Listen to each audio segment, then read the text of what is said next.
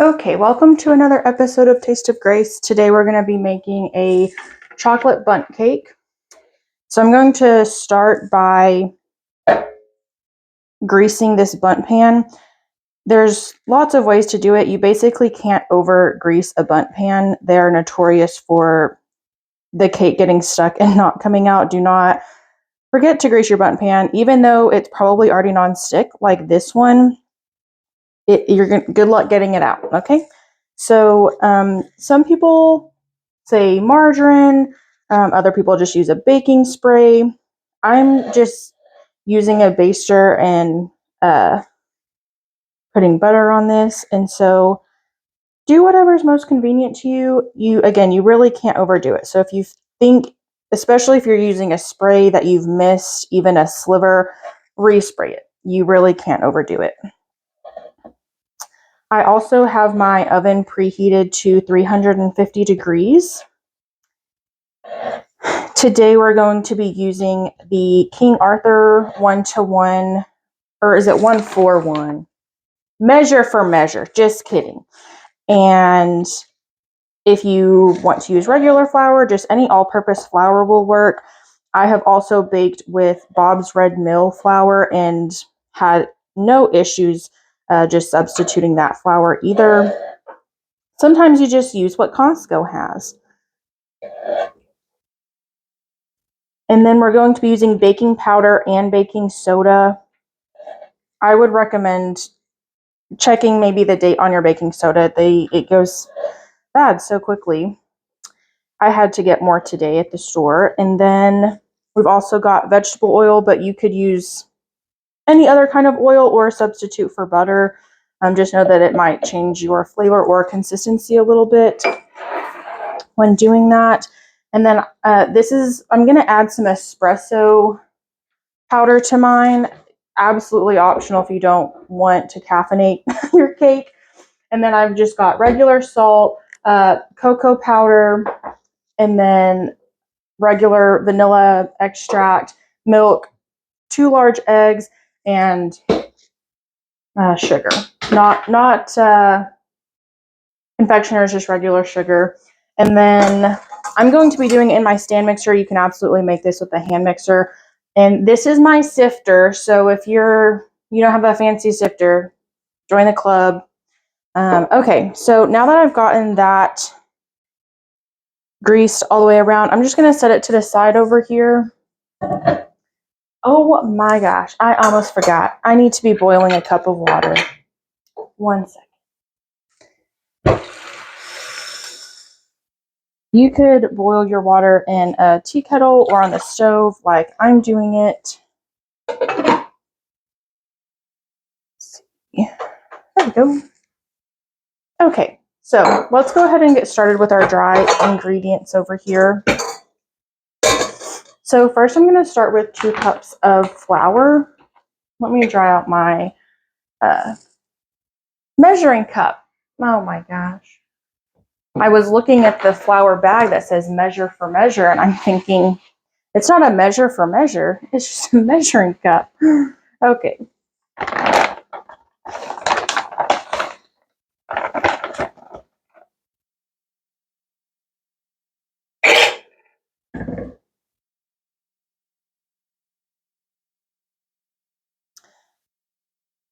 Theoretically, sifting is optional, but it really does help with the texture of your cakes. It helps them to be much lighter, mix better.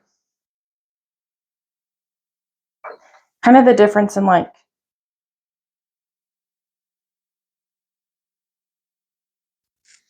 oh, that's not a good example. Just kidding, never mind.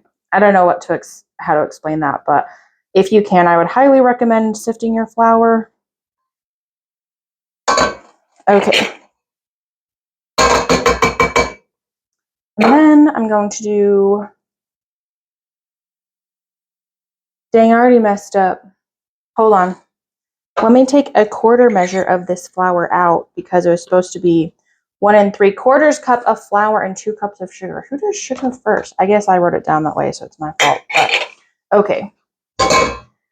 Let's move to the sugar.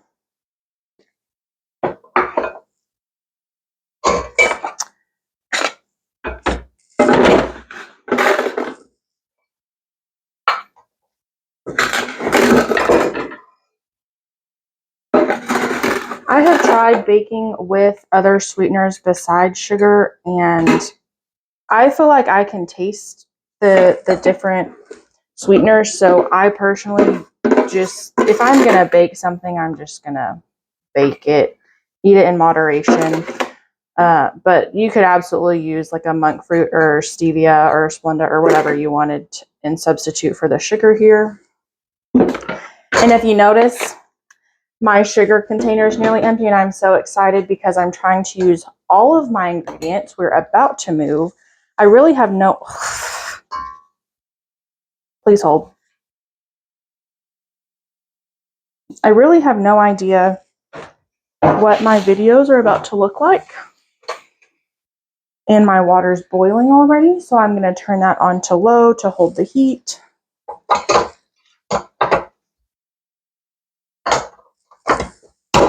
Okay. And then here's my baking soda. And we're going to do 1.5 teaspoons. So I'm going to find my 1/2 teaspoon, and I'm going to do 3 of these.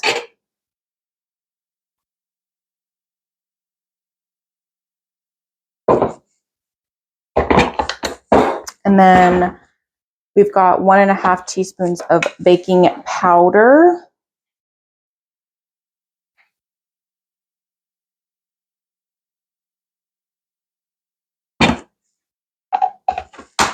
Okay, let me tap that in real quick. And then we're going to move on to our espresso powder. Yes, okay, sorry. In my mind, I was thinking of a different recipe, and I'm like, wait a minute, am I doing espresso powder right now? Okay, and this is going to call for 2 tablespoons. Again, if you don't want that flavor in your cake, just don't put it.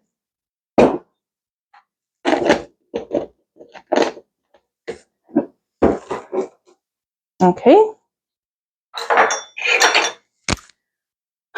Okay, so let me finish dumping that in there, and then if you get any like balls at the top, flour will clump and you can kind of push that out. But if it's like a sugar and it's clumping, you probably just want to put that in the trash. It would theoretically mix in. Let's see. Okay, so I'm ready for that. I'm going to go ahead and start mixing that a little bit. Ooh, I almost forgot my salt. Magnets, man. Okay, so this needs a teaspoon of salt.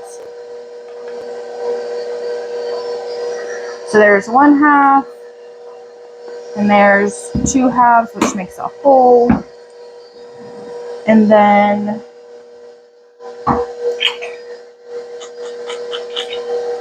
I'm going to do 3/4 cup of cocoa.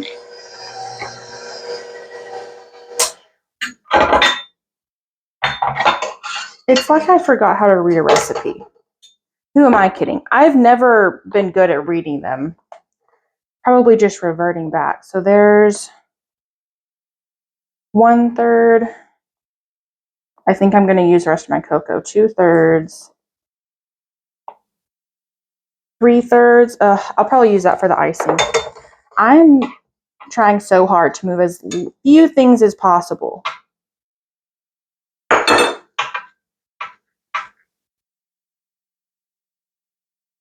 And this cocoa dust, it'll get to you too. So not probably about as bad as the sugar dust. Cocoa is also pretty bad about clumping. So if you're able to take some of those clumps out and then keep sifting, it's okay to do that. We're just trying to, again, it goes back to texture. It's more about the consistency of things. So that's really all of my dry ingredients this time. I promise. Let me put the lid back on my chocolate real quick. Okay. Now I'm going to start mixing that over there. And in this mixing bowl, I'm going to start with my wet ingredients. These eggs have been sitting out for about an hour to get them to room temperature. Please make sure your eggs are at room temperature. That is one of my downfalls. I am not a very patient person, and I want to just grab them and throw them in, and then I end up clumping my milk or clumping my butter, and things just don't mesh well. Eggs are an emulsifier. They're a natural emulsifier. That's how you're able to see the yolk stay together as opposed to the egg white. Just part of the chemistry there. And so they're great emulsifiers unless they're cold and they make your butter freeze up. Okay, so from eggs, I'm going to do a cup of milk. And I don't think I've talked about this on any of my episodes, but my husband has decided he's lactose free. So Brahms is our new grocery store, but luckily you can still get lactose free milk at the regular grocery store, which was so helpful today because it's snowing in April here, and I really didn't want to drive a few miles down the road to Brahms. So luckily I just could go to a regular grocery store, pick up some milk there. But all of Brahms products are made with cows that produce A2 milk, which means they're missing they don't even produce the lactose. They've bred the cows that way. And so you can eat like their Brahms brand cheeses, froyo, sour cream. It's been a real lifesaver for us. Okay, and then let's see. I'm gonna just keep using my cocoa powder measuring spoon to do my vegetable oil. There we go. And again, at this point, you could substitute the vegetable oil for butter, coconut oil, whatever you want. So there's a 1/4 cup, and there's a 1/2 cup.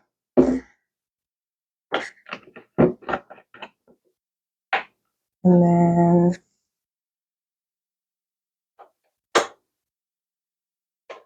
my water I definitely messed up the, oh my gosh, excuse me. Maybe we'll get this water boiling soon. I definitely did not time that well, but it's okay if this sits for a minute mixing while that boils. I'm just trying to time it better. So next I'm going to do my 2 teaspoons of vanilla extract. And so I'm just going to go back to my 1/2 teaspoon that's already dirty and going to have to be washed. And there's 1/2. There's a whole. There's 1 1/2. And ooh, I'm not opening a new one. We're just going to call that 2.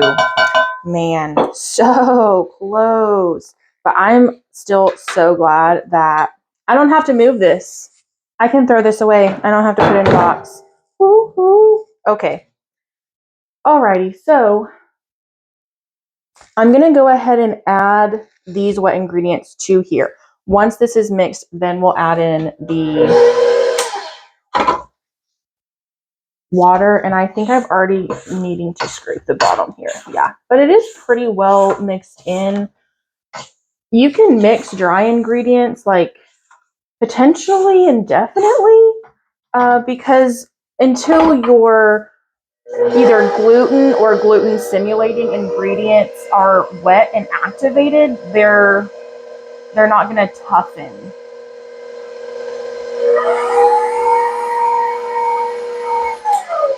Okay, I think we're good there. So let me try this on mix.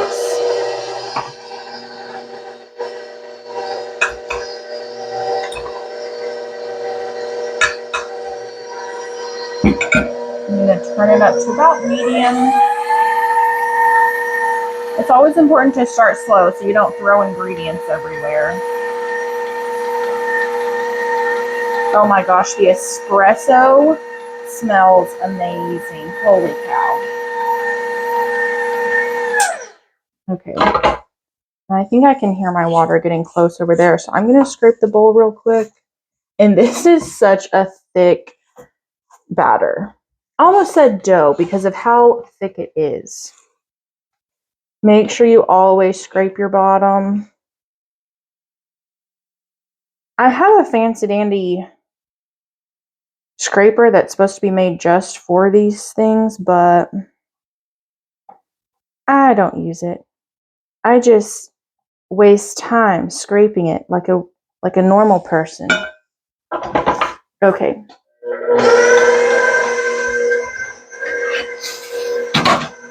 Whoop. Nearly forgot to turn off my burner. So this is a cup of boiling water.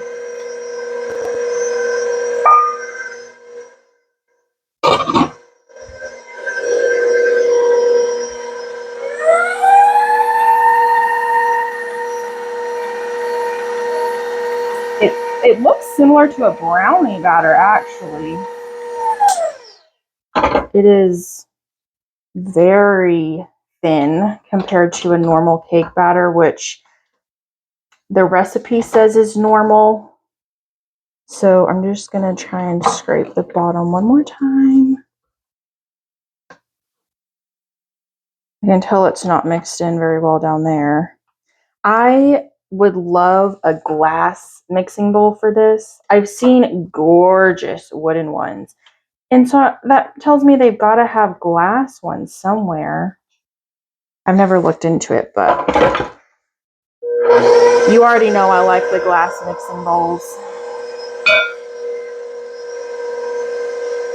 Okay, I'm going to bring my Bundt pan back over.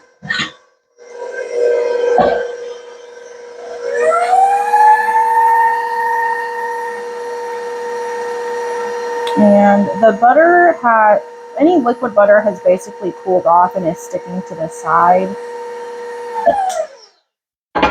And that should be it for mixing. Let me just go ahead and make a mess real quick and dump this into the Bundt pan. How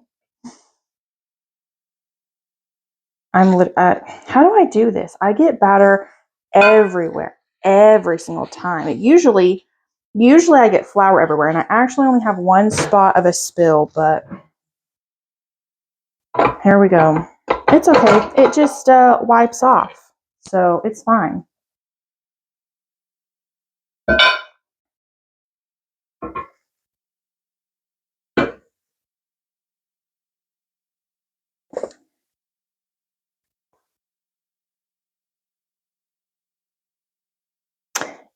This recipe that I'm using could go into 2 9-inch pans, which would be great if you were going to try and stack the cake. You can do it in a large 9x13 pan. I'm doing it in a Bundt pan because I'm trying to make a mountainous camping cake. In my mind, this Bundt cake is going to simulate a mountain. Will it actually do that? I don't know, but I will certainly show you the finished product and a slice of the cake. So this recipe is flattening out very easily because, as I said, it's a very thin batter. If you need to, you may have to sort of spread it around a little bit, but most of my batter is out and now I'm getting it everywhere. So it's time to go in the oven. Again, I'll show you the finished product. I hope that this recipe is helpful to you, especially as you're trying to navigate maybe a new gluten-free situation. You can still eat cake. It's going to be okay.